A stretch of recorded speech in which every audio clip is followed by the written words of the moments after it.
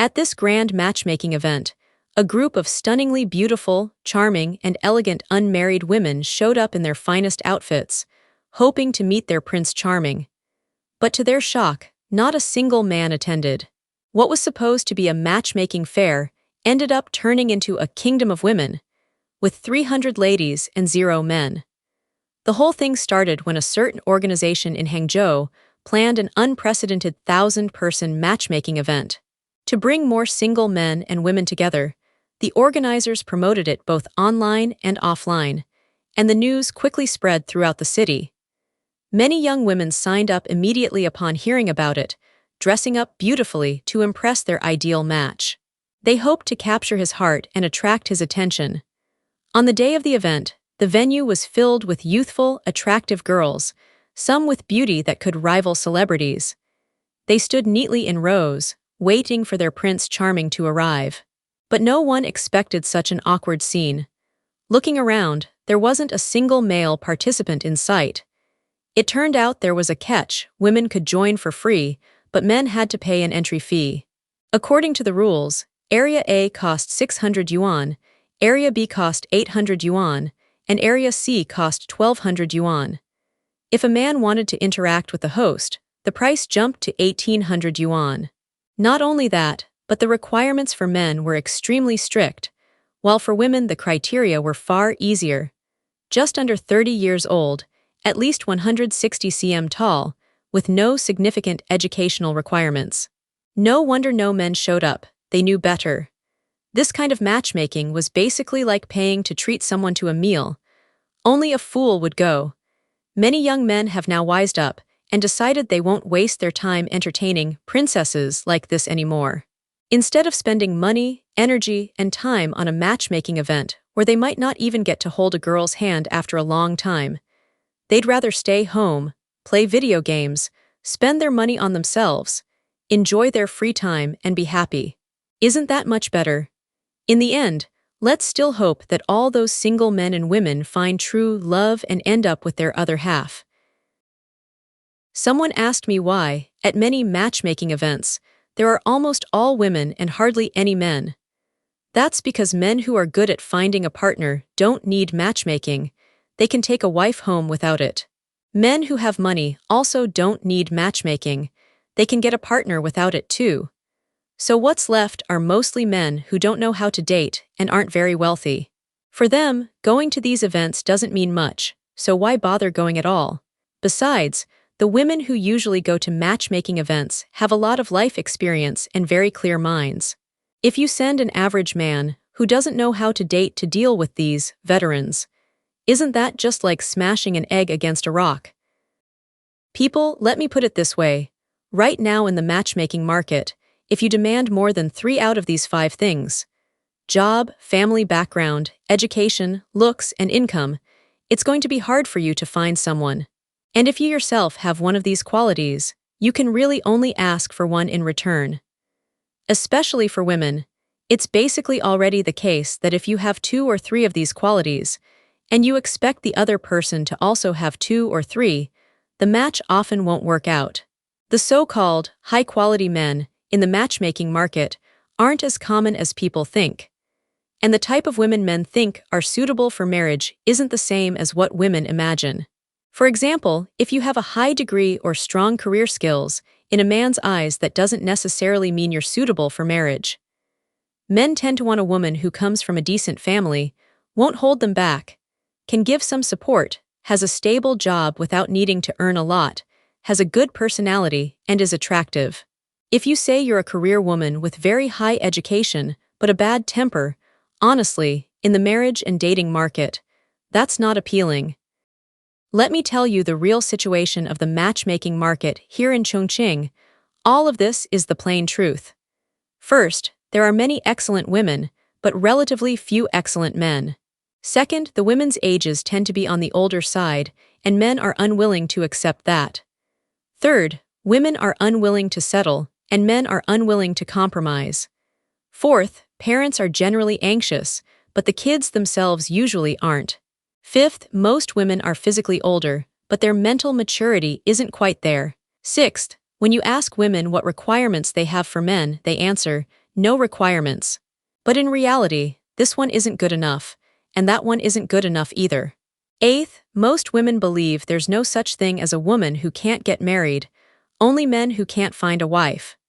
Ninth, most high-quality older single women would rather stay single than accept conditions they don't like. Do you have people like this around you? The phenomenon of a women's kingdom in today's dating and marriage market is spreading across the country. In first-tier cities, the ratio of men to women in matchmaking events is as high as 1 to 50. In Hangzhou, for the first time, matchmaking events have appeared where men participate for free while women have to pay, something almost unheard of. At these events, thousands of women waiting to get married eagerly look forward to meeting someone, but the number of men participating is extremely small. And even when a few men show up, they often leave halfway through with various excuses. In China, there are 159 million single men, about 30 million more than single women. So why has this gender imbalance appeared in the dating market? That's the topic we're talking about today. In recent years, the idea of men avoiding responsibility has spread widely online. It means modern men are avoiding the responsibilities of marriage and are unwilling to pay the price for it. However, this view ignores one fact. Instead of men actively waking up, it's more accurate to say they've been scared away by the distorted marriage market. When a man's silent efforts receive no equal return, he's forced to lie flat, no longer seeing marriage as a necessary part of life. In 2024, the number of registered marriages nationwide was 6.106 million couples, down by 1.574 million from 2023, hitting the lowest point in nearly 40 years. As a result, our society, like Japan and South Korea, is accelerating into an era of extreme singleness. In the past, the marriage market endlessly promoted women's value while at the same time using various methods to belittle men. For example, in the dating market, a 25-year-old woman with a bachelor's degree, 1.6 meters tall, earning 3,000 yuan a month, could still be treated as a goddess as long as she looked decent. Meanwhile, a 30-year-old man with good looks, 1.75 meters tall, earning over 10,000 yuan a month, but without a car or house, wouldn't even be considered eligible to enter the dating scene. If you visit matchmaking corners across the country, you'll notice a common pattern. Women's standards for a partner are far higher than men's, requiring an annual income over 500,000 yuan, a house, and a car. The man's parents must have a pension, and sometimes they must also give hundreds of thousands of yuan in bride price. These conditions have become hard requirements. Some toxic, motivational streamers even promote the idea that if a man has no money, he shouldn't get married, while also teaching women how to convert the bride price and dowry into their personal premarital property. Before even getting married, both sides are already calculating against each other. This way of treating love like a business, so harsh in conditions and ugly in behavior, would make even the Buddha in a temple shake his head.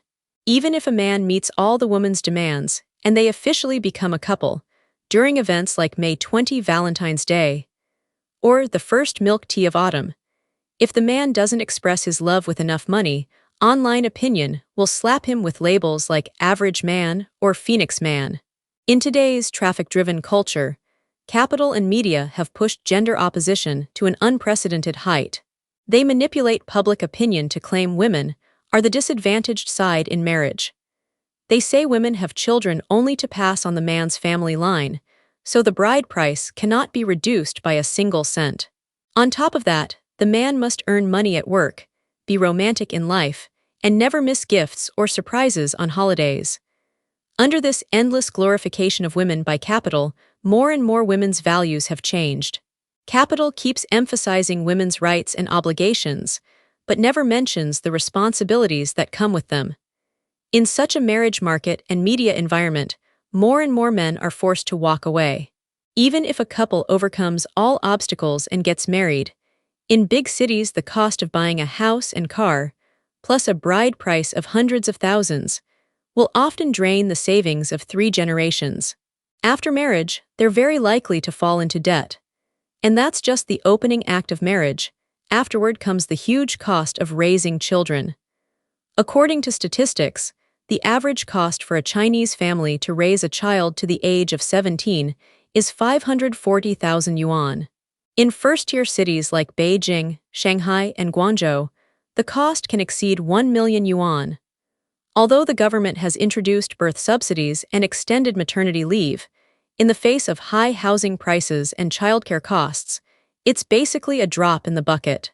Therefore, in today's marriage market, shaped by capital's manipulation and media hype, it's not just men who are victims. Women are also victims. False public opinion has turned women's bodies into commodities for trade. What should have been love moving toward each other has become a business negotiation. If these distorted views on love and marriage are not stopped, in the near future men will completely walk away from the marriage market. Sister Jin took another look today. Look here at the male-to-female ratio at the matchmaking corner in Wansong Academy. Woman, woman, woman, woman, woman, woman, man, woman, woman, woman, woman, woman, woman, woman. So right now, the ratio is basically still about 1:6 or 1:7. That means for every 6 women who come here to find a match, there's only one man. Now, take a look at the age groups. Women born in 1990, 1984, 1995, 1991, 1986, 1989, 1987.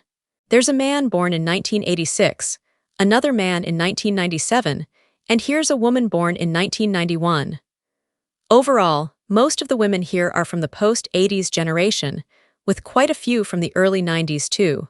But honestly, women in these age groups are not easy to match. Why?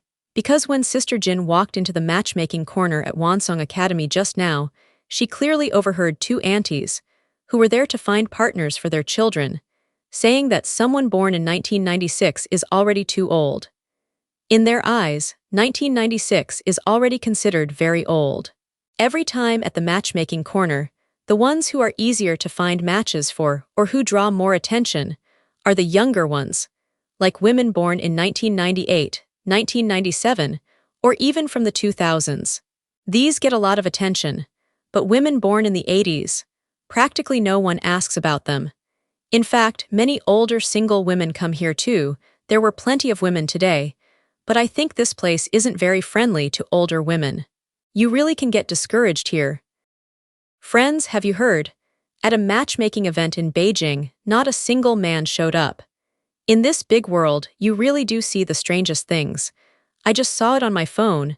Apparently the only ones who went were single women. So of course, a lot of the women there were really frustrated, and many people online were puzzled. Why don't men want to go to matchmaking events anymore?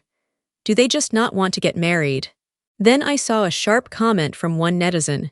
He said it's like dishes in a restaurant. What's left are the ones that can't be sold. Why are the other dishes gone? Because they've already been bought. He summed it up with a few reasons.